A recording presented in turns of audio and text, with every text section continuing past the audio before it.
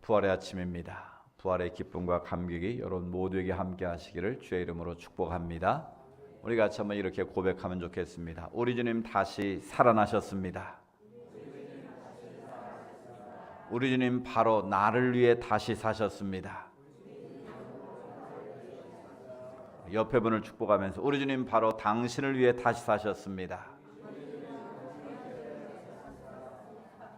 여러분 정말 그렇게 믿으십니까? 우리 주님의 다시 사심, 부활하심은 나를 위한 사건이요 또 옆에 계신 모든 분들을 위한 사건이고 온 인류를 위한 사건인 줄로 믿습니다. 여러분 세상에서 가장 기쁜 소식이 있다면 무슨 소식일까요? 우리가 병들었다가 고치기만 해도 얼마나 큰 기쁨이 있습니까? 그런데 죽었던 사람이 살아난다. 그것보다 기쁜 소식은 없을 것입니다. 그것도 혼자만 살아나는 것이 아니라 그 한 사람의 살아남으로 말미암아 온 인류가 살아난다면 이것이야말로 최고의 빅뉴스, 굿뉴스가 아닐 수 없는 것이죠. 따라서 예수 그리스도의 부활의 이 기쁜 소식은 온 인류를 구원하는 인류 지상 최고 최대의 가장 기쁜 소식인 줄로 믿습니다. 부활하신 주님께서 제일 먼저 나타나셔서 주신 축복의 말씀이 뭘까요? 너희에게 평강이 있을지어다. 부활의 주님은 오늘 우리에게 평강의 복을 주시기를 원하십니다. 오늘 예배를 통해 여러분 가운데, 여러분 심령 가운데, 여러분의 가정 가운데, 일터와 산업 가운데 주의 평안이 가득하시기를 축복합니다. 요즘 우리가 살고 있는 시대를 우리가 최첨단 과학 시대라고 말합니다. 이 4차 산업혁명 시대라고 부르기도 합니다. 특별히 요즘 인공지능이라는 것이 엄청난 속도로 발전하고 있습니다.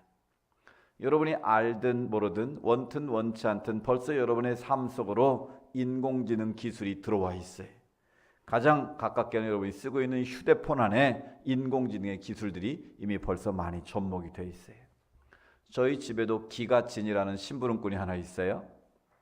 누구냐면 기가진이야 음악 틀어줘 하면 음악을 틀어주고요, 야구 틀어줘 하면 야구 방송을 틀어줍니다.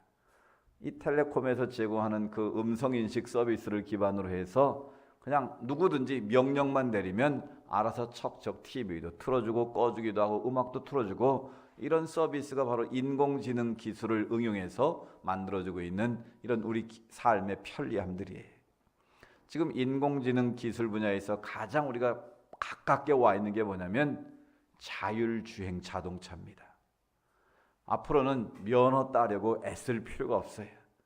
뭐 눈이 잘 안 보여도 운전할 수 있고 뭐 좀 다리에 장애가 있어도 운전하는데 아무 문제 없는 시대가 옵니다. 왜 그럴까요?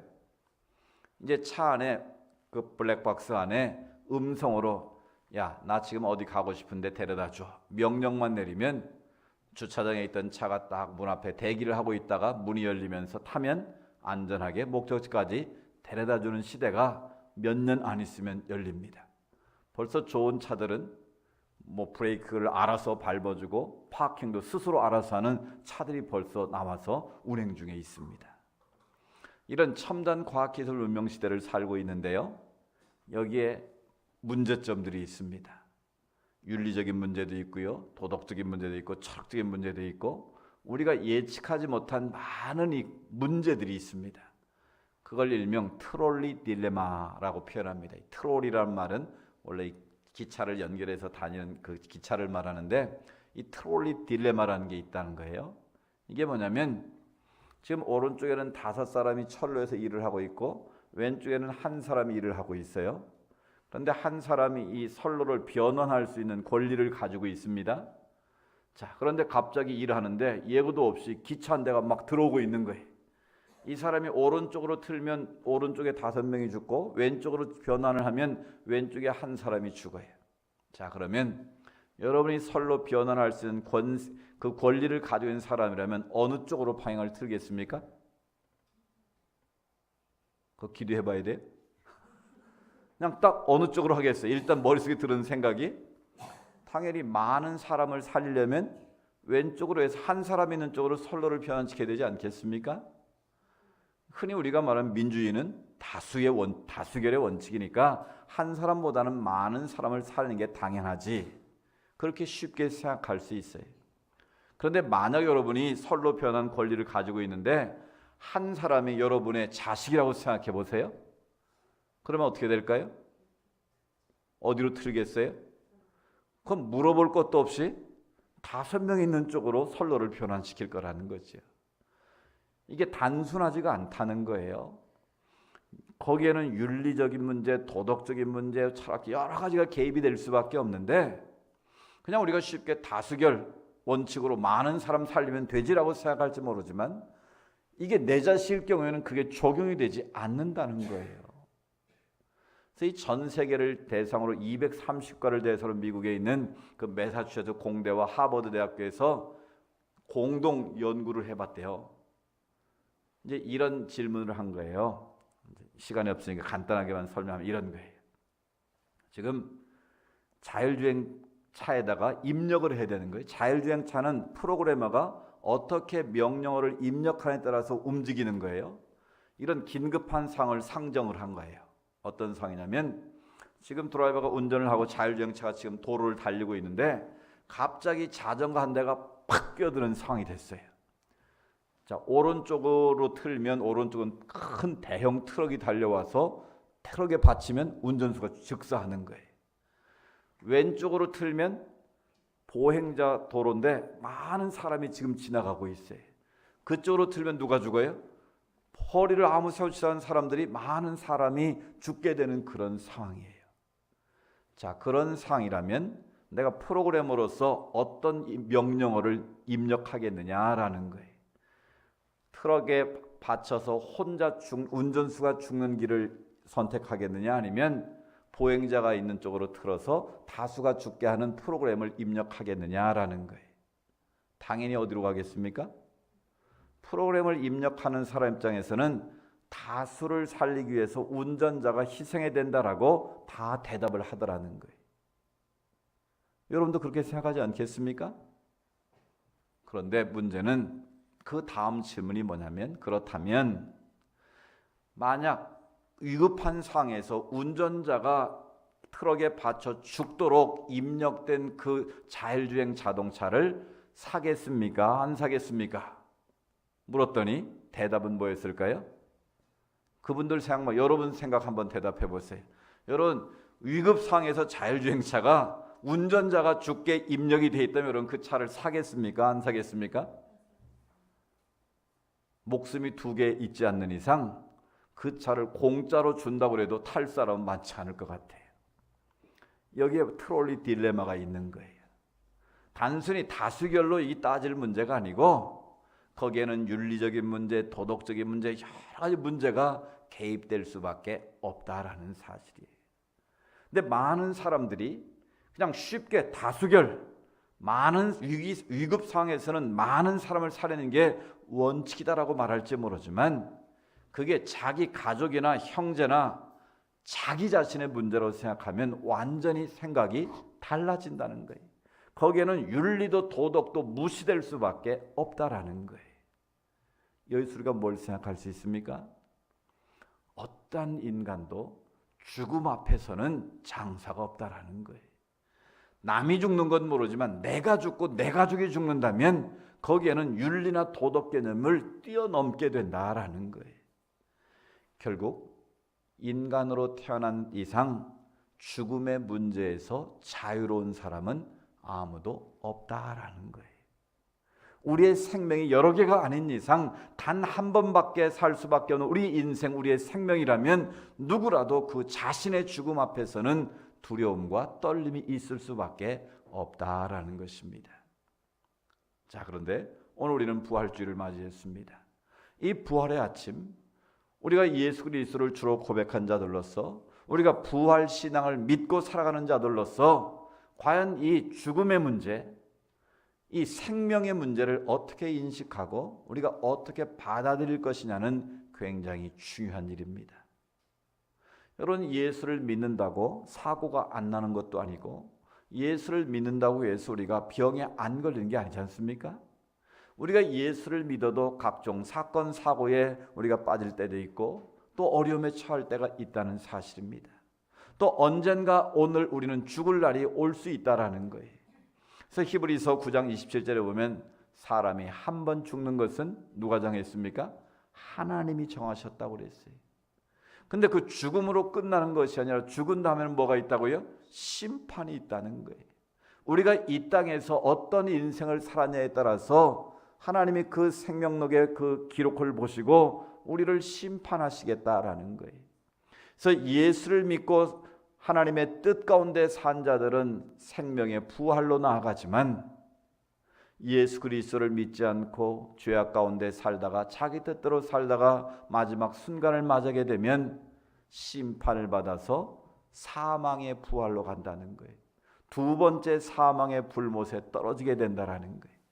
그래서 영적으로는 두 번의 죽음이 있습니다. 출생도 육적인 출생이 있고 영적인 거듭남의 출생이 있고 죽음도 두 번의 죽음이 있는 거예요. 육적인 죽음이 있고 또 두 번째 주님의 심판대 앞에서 우리가 생명의 부활로 가는 사람이 있는가 하면 두 번째 사망의 못으로 떨어지는, 즉 지옥으로 떨어지는 하나님의 심판 두 번째 사망이 있음을 성경은 우리에게 가르쳐주고 있습니다. 자, 그렇다면 우리가 이 부활주의를 맞이해서 우리가 부활을 믿고 부활의 소망을 가지고 산다면 우리가 하나님 앞에서 어떤 모습으로 하루하루를 또 이 시대를 우리의 인생을 살아야겠느냐라는 것입니다.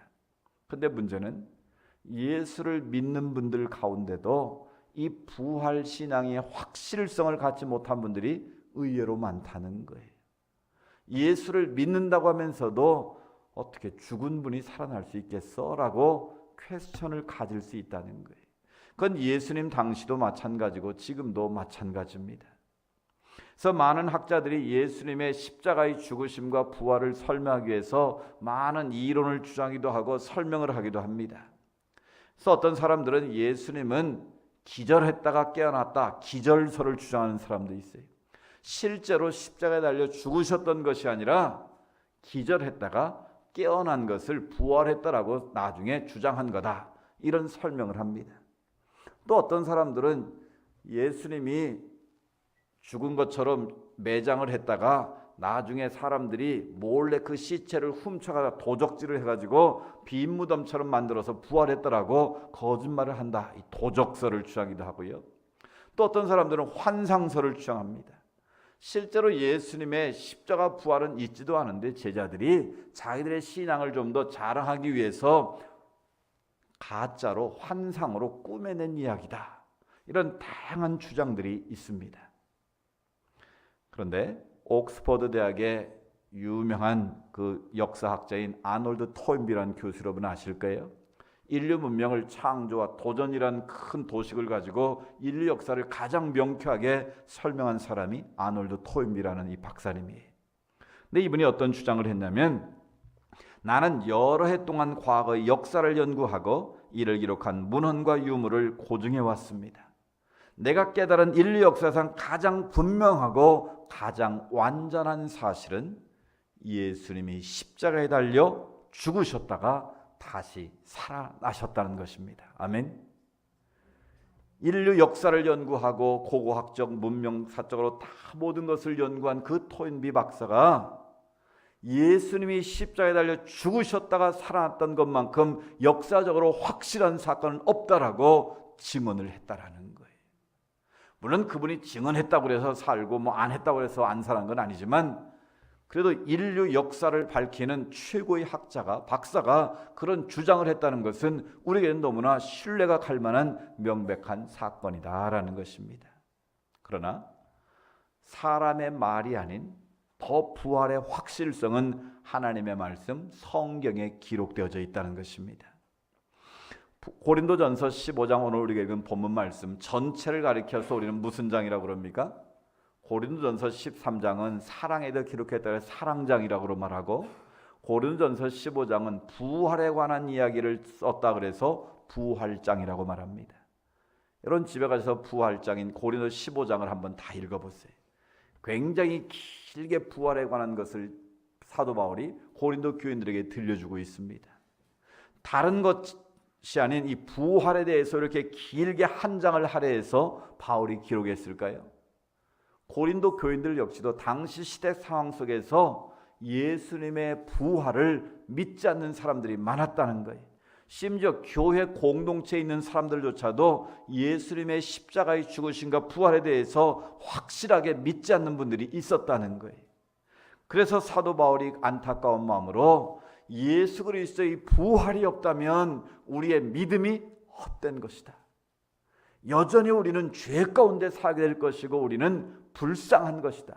내가 전하는 것도 거짓말이 될 것이고 우리 인생은 불쌍한 인생들일 수밖에 없다라고 강조하는 거예요. 그리고 오늘 말씀을 들려주는 거예요. 사망아, 네가 쏘는 것이 어디 있느냐? 사망이 우리를 집어삼키려 달려드는 이때에 예수 그리스도의 부활의 확신을 가지고 살면 너희가 승리할 수 있다. 너희가 견고에 흔들리지 말고 믿음에 굳게 서 감사함을 넘치게 하면 너희는 부활의 주님과 함께 승리하는 인생을 살 수 있다. 이것을 우리에게 가르쳐주고 있다라는 사실입니다. 자, 그렇다면 예수는 부활의 첫 열매가 되셨는데 부활의 신앙을 우리가 가지고 산다는 것은 무슨 의미가 있느냐라는 거예요.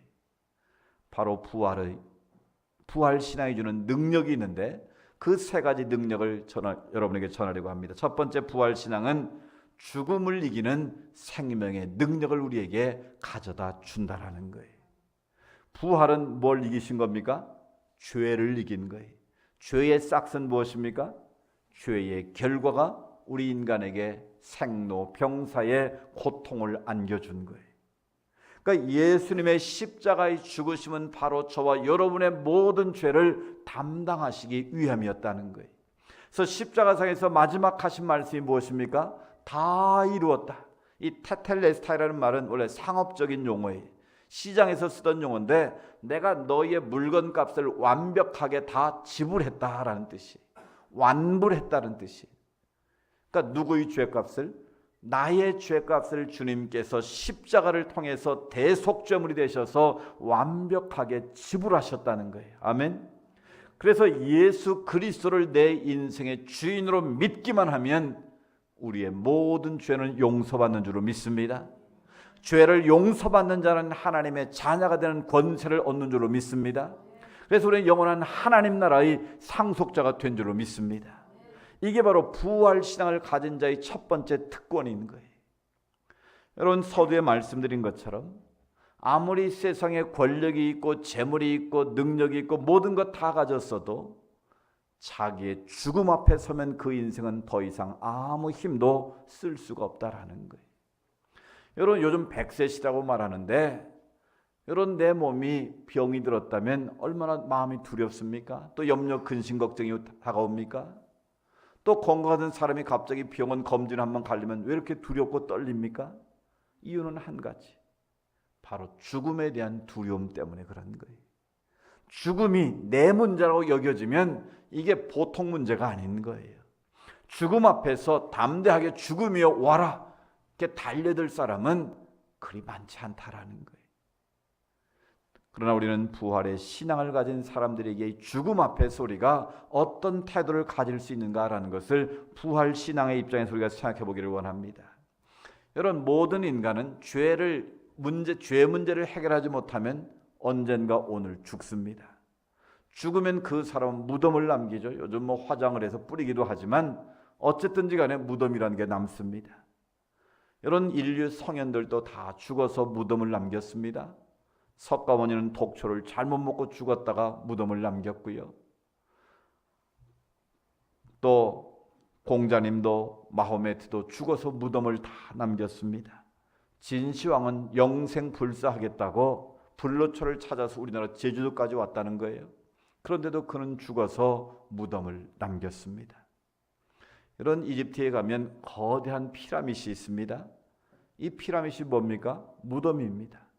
그 당시 지금부터 6,000년 전에 그 이집트의 왕들이 자기는 영생불사하겠다, 그 죽지 않겠다는 그 표현을 거대한 피라밋을 세워가지고 자기를 따르던 모든 사람들과 함께 거기다 집어넣은 거예요.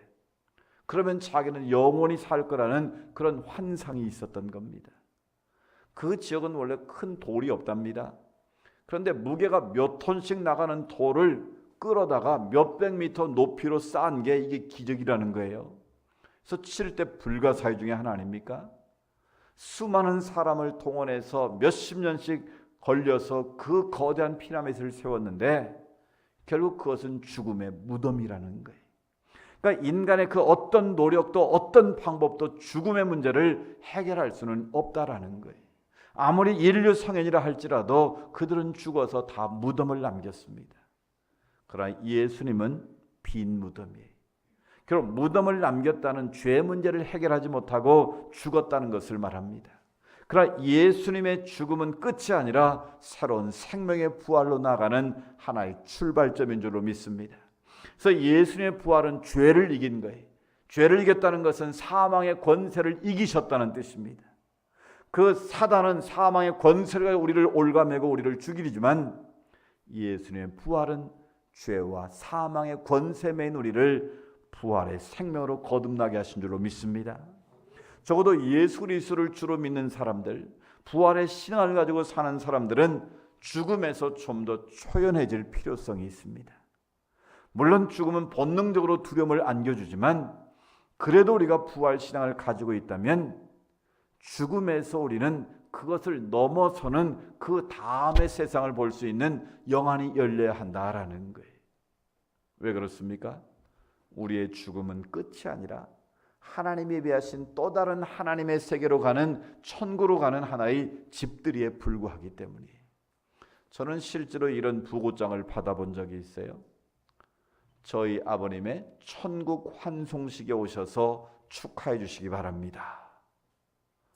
천국 환송식이라고 표현을 했고 축하해 달라는 표현을 썼더라고요. 그래서 제가 하도 신기하기도 해서 친구 아버님이 돌아가신데 제가 직접 가봤습니다. 아들이 12명이에요. 아들이 12명인데 아버지가 목사님이셨어요. 평생을 목회를 했는데 도시에 사시지 않고 농촌만 다니면서 목회를 하셨어요. 교회 없는 지역에 교회를 세우고 어느 정도 교회가 자리를 잡으면 또 옮겨서 또 그러니까 10몇 개의 교회를 이분이 지으셨어요. 근데 돌아가시기 전에 아들들을 다 불러 모아놓고 유언을 하셨답니다. 내가 죽거든 절대로 울지 마라. 운다는 것은 슬프다는 뜻인데 내가 하나님의 부름 받고 주의 사명 감당하다가 천국 가는데 얼마나 기쁜 잔치자리냐. 내가 죽으면 절대 울지 말고 다 와서 할 수만 있으면 오케스트라를 부르고 밴드를 불러서 함께 기뻐하고 축하해다. 그래서 내가 천국 가는 것을 너희들뿐만 아니라 모든 사람들이 함께 축하하는 잔치가 됐으면 좋겠다. 그래서 그렇게 불러달라고 했다는 거예요. 그래서 그 천국 환송 잔치가 얼마나 아름답고 또 얼마나 기쁨과 감격 속에 치러졌는지요. 여러분 그렇습니다. 우리가 부활의 신앙을 가지고 산다는 것은 죽음을 넘어서는 것을 말하는 거예요. 우리가 조금 몸이 아프다 그것 때문에 노이로제가 걸리고 염려, 근심 걱정에 사로잡힐 이유가 없다라는 거예요. 언젠가 오늘 주님이 부르시면 우리는 가야 될 인생들이에요. 근데 제가 성경을 쭉 이렇게 연구해 보니까요, 하나님이 사람을 부르실 때는 사명이 끊어지면 부르시더라고요. 아프다고 죽는 게 아니더라고요, 여러분. 아파도 오래 쓰임 받는 사람이 있고요, 건강해도 얼른 데리고 가는 사람이 있더라고요. 그 차이가 뭘까요? 모세는요 죽을 때까지 120살 살았는데 죽을 때 뭐가 흐리지 않았다고요? 여러분처럼 안경도 안 쓰셨대요. 눈이 흐리지 않았다고 그랬어요. 기력이 쇠하지 아니했다고 그랬어요. 그런데 왜 죽었습니까? 그만해도 족하니 가나안 땅을 앞에까지 인도하는 게 모세의 사명이었던 거예요. 그래서 모세가 막 하나님께 사정을 합니다. 하나님 한 번만 주오니까 저희 건너갔다 오게라도 해주십시오. 그런데 하나님은 냉정하게 그만해도 족하니, 그 말은 너의 사명은 여기까지다라는 거예요. 하나님 모세를 데리고 무덤도 못 만들게 하신 거 아닙니까? 바로 그런 거예요. 여러분 내가 뭐 아프다고 빨리 천국 가는 거 아니에요. 내 사명 끊어지면 가는 거예요. 그러니까 우리에게 주어진 사명을 어떻게 됩니까? 열심히 감당하셔야 되는 거예요. 그래서 지우개와 같은 인생이더라고 그러지 않습니까? 녹이 슬어 없어지는 그런 인생 되지 말고, 시간 때우는 인생 살지 말고, 내가 잘못된 것을 바르게 지워서 새롭게 만들어가는 지우개와 같은 인생, 바로 그런 인생을 살아야 하루를 살아도 의미 있는 인생이 될 수 있다라는 것입니다. 우리는 죽음을 넘어서 새로운 생명을 가진 존재들입니다. 그 새 생명의 능력을 가지고 살아가는 여러분 되시기를 축복합니다. 두 번째로 부활은요, 우리에게 내일에 대한 소망을 안겨주는 거예요. 여러분, 인간에게서 가장 불행한 일이 뭘까요? 내일에 대한 기대가 없는 사람, 내일을 향한 소망이 없는 사람은 가장 불행한 사람이에요. 여러분, 우울증 걸린 분들의 그 마음 상태 여러분 잘 아실 거예요. 또 여러분 가운데 우울한 감정인 분들은 그 기분을 아실 거예요. 아침에 눈을 뜨기 싫은 이유가 뭐예요? 기대감이 없어서 그런 거예요. 소망이 없어서 그런 거예요. 우리 인생에서 내일에 대한 소망이 없고 기대가 없으면 그 인생은 하루하루가 지옥과 같은 거예요. 아무리 오늘 우리의 삶이 힘들고 어려워도 내일에 대한 기대가 있고 소망이 있고 희망이 있으면 우리는 그것을 견뎌낼 수 있는 것입니다. 여러분, 하루살이는 내일에 대한 소망이 있습니까? 없습니까? 내일을 모르니까 오늘 살다 죽으면 그만인 거예요. 여러분, 메뚜기가 내년을 향한 기대가 있겠습니까? 한철 살고 죽기 때문에 내년이라는 시간을 모르는 거예요. 오늘 우리 인생이 그렇습니다. 우리는 한 치 앞도 바라보지 못하고 사는 인생들이에요. 그런데 내일에 대한 기대와 소망이 있다면 얼마나 우리 인생이 보람이 되겠습니까? 여러분, 분명한 사실은 하나님의 사명이 끝나지 않으면 여러분은 절대 죽지 않는다는 거예요. 아멘. 하나님의 사명을 붙잡고 내일에 대한 기대와 소망을 가지고 살면 하나님이 여러분의 인생을 책임지신다는 겁니다. 하나님 여러분의 자녀를 책임지시고 여러분의 인생을 책임지시고 여러분의 일터와 사업을 책임지신다는 거예요. 아멘. 이 부활신앙을 가지고 사는 것은 내일에 대한 기대를 가지고 사는 거예요. 오늘 내 삶의 자리가 아무리 힘들고 어렵고 고통스러워도 부활의 주님이 나와 함께 하시면 내 인생은 역전될 수 있다, 새로질 수 있다는 그런 기대를 가지고 사는 게 부활신앙의 소유자들이라는 거예요. 여러분, 일본의 성자라고 불리는 가가와 도요히코라는 분이 있어요. 우리나라에서는 하천풍원이다 이렇게 우리말로 이렇게 번역이 되는데, 이 가가와 도요히코와 태생이 기생의 아들로 태어났어요. 우리나라도 마찬가지지만 일본에서 그 자기 몸을 팔아 먹고 사는 그런 기생의 자식으로 태어났어요. 얼마나 부끄러웠겠습니까? 그런데 이 아이가 태어나자마자 엄마가 돌아가셨어요. 근데 아버지가 또 세장가를 가버렸어요. 그래갖고 이제 또 결혼했는데 얼마 있다 아버지가 돌아가시니까 이 아들 도요히코는 완전히 이복 자식으로 멸시와 천대를 받고 자랐다는 거예요. 그래서 제대로 돌보지도 않고 할 수 없이 절간에 들어가서 이제 살아가는 그런 인생이 된 거예요. 근데 어느 날 앉아 있는데 갑자기 울컥하면서 피를 토하게 된 거예요. 알고 보니 폐결핵 3기였어요. 그래서 이제 죽을 날을 소망 없이 기다리고 있는데 내가 이렇게 살아서 뭐하나 빨리 죽는 게 낫지. 근데 인생 목숨이 모질다 그러지 않습니까? 그날도 햇볕에 앉아서 죽을 날을 기다리고 있는데 어디선가 북소리가 둥둥둥둥 울리면서 막 사람들의 소리가 들리더라는 거예요. 근데 그 귓가에 주 예수를 믿으라 그러면 너희가 구원을 얻으리라. 예수 믿으면 구원받습니다. 예수 믿으면 천국 갑니다. 그 소리에 귀가 번쩍 뜨인 거예요. 그래서 자기가 달려가서 물었다는 거예요. 나 같은 기생의 아들도 예수 믿으면 구원받습니까? 나같이 폐결로 죽어가는 사람도 예수 믿으면 살 수 있습니까? 그러니까 복음에 대해 설명하지 않았겠어요. 그 순간 성령이 임한 거예요. 그래, 나 같은 기생의 아들도 나 같은 죄인도 나같이 죽어가는 인생도 예수 믿으면 살아날 수 있겠구나. 그 마음에 확신이 생긴 거예요. 그래가지고 예수를 믿고 나니까 소망이 생겼어요. 내가 오늘 죽어도 하나님 앞에 부끄럽지 않게 살아야겠다. 내 인생 의미 있게 살아야겠다. 그럼 내가 피를 토하고 살지만 어떻게 하면 내 하루하루를 의미 있게 살아낼까? 이분이 결단을 합니다. 그 일본의 불황자들 또 병자들 오늘 말하는 노숙자들이 살고 있는 그런 곳으로 직접 찾아갔습니다. 자기도 피를 토하지만 그 안에 가니까 막 폐결핵 걸린 사람도 있고 온갖 질병 걸린 사람 다 있는 거예요. 그 사람들을 돌보기 시작한 거예요. 그 사람들의 피를 닦아주고 예수의 복음으로 그들에게 위로를 해주고 소망을 심어주기 시작했어요. 근데 놀라운 사실은 폐기로 자기도 죽을 날만 기다리면서 그 일을 했는데 그 몸이 점점 호전되기 시작한 거예요. 할렐루야. 죽기를 가고 그들을 섬겼더니 하나님께서 그의 건강을 회복시켜 주신 거예요. 그래서 이분이 하나님의 은혜가 너무 감사해서 고베에 있는 고베 신학교에 가서 목사가 됩니다. 목사가 돼서 다른 곳으로 가지 않고 다시 그곳으로 돌아와서 평생을 그곳에서 그 사람들의 수발을 하면서 살았어요. 가난한 자들의 친구처럼 그렇게 살았어요. 그러면서 150여 권의 책을 썼고요. 그중에 우리나라에 가장 잘 알려진 책이 바로 사선을 넘어서라는 책이에요. 여러분 안 읽고 꼭 한번 읽어보십시오.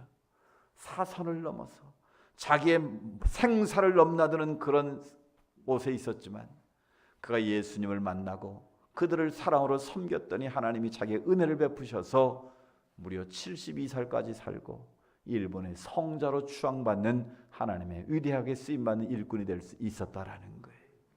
여러분, 예수를 만나면 인생의 소망이 생깁니다. 예수를 만나면 죽은 자도 살아날 수 있는 역사가 일어나는 거예요.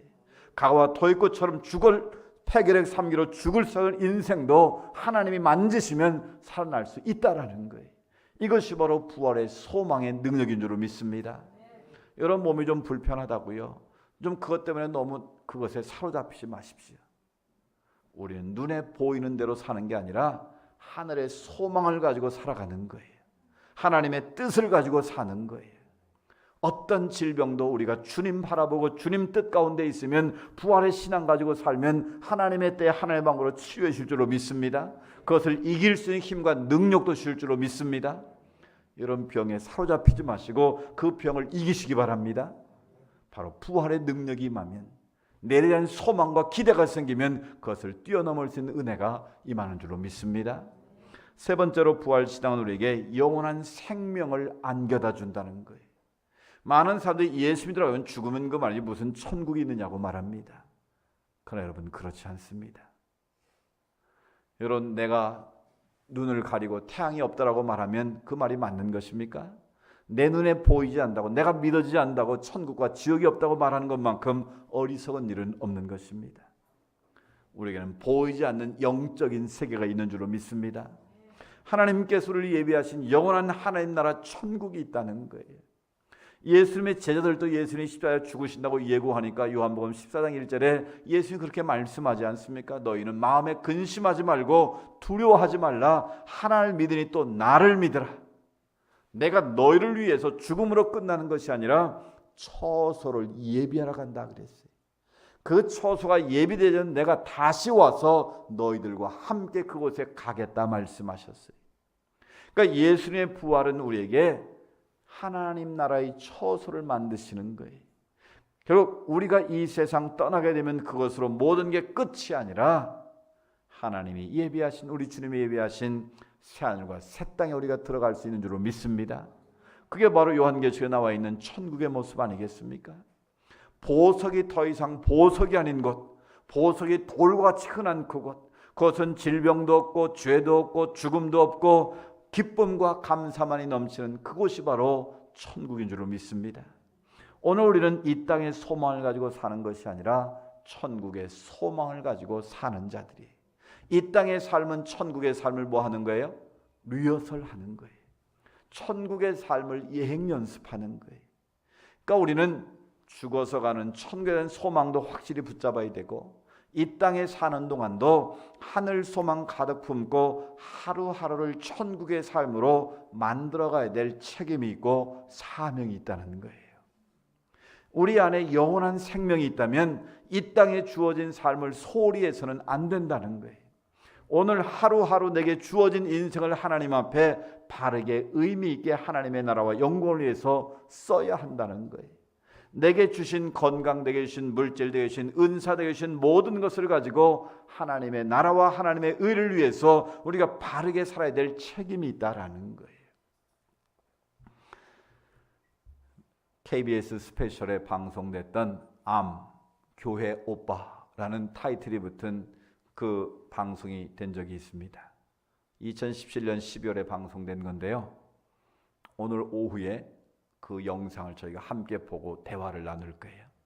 제가 하는 설교보다 그 영상을 보시면 훨씬 더 우리가 죽음에 대해서 또 질병에 대해서 우리 인생의 고난에 대해서 부활의 신앙을 가진 자로 어떻게 우리가 사는 것이 바르게 사는 것인가. 공영방송 KBS에서 무려 56분 동안 그 이관희 집사라는 분의 간증을 소개했어요.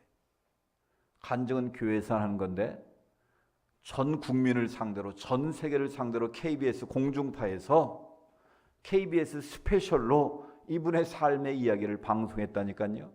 이 방송의 초점은 뭐였냐면 말기암, 사기의 고통을 겪는 사람들의 진솔한 이야기를 그냥 편집 없이 그대로 찍어가지고 내보낸 거예요.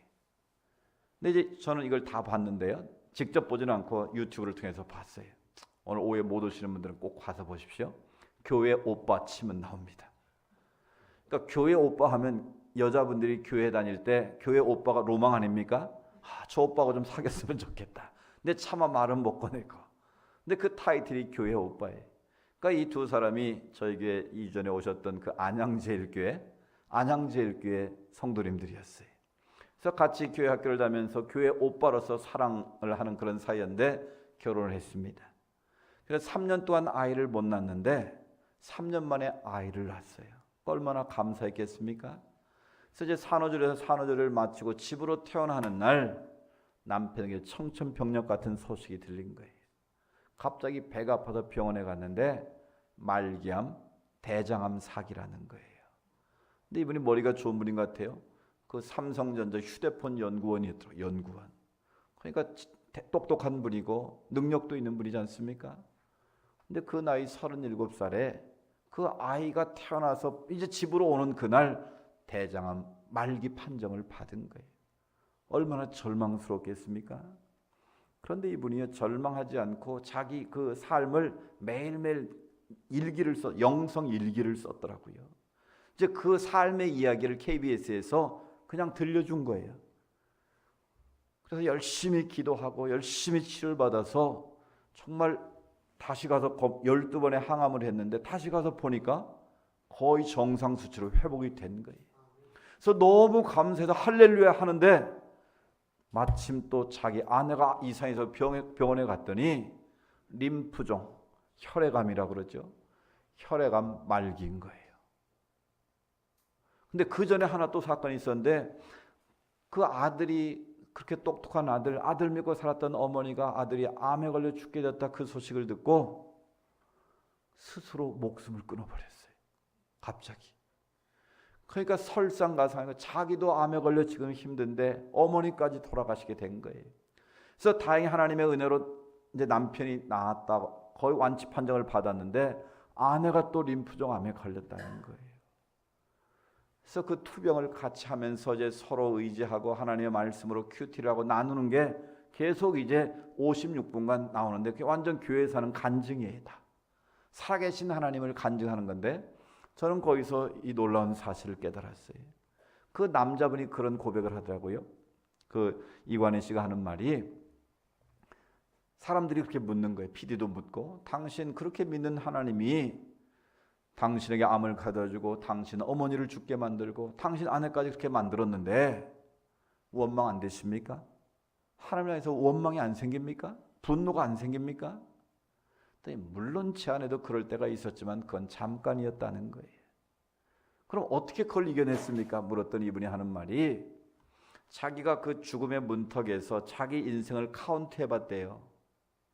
자기가 받은 은혜를 플러스로 표시하고 자기가 좀 좋지 않은 거나 뭐 불행했다고 생각하는 거는 마이너스로 표시를 하고 목록을 쭉 만들어서 써보니까 손익계산을 해보면 언제나 플러스가 훨씬 더 많았다는 거예요. 할렐루야.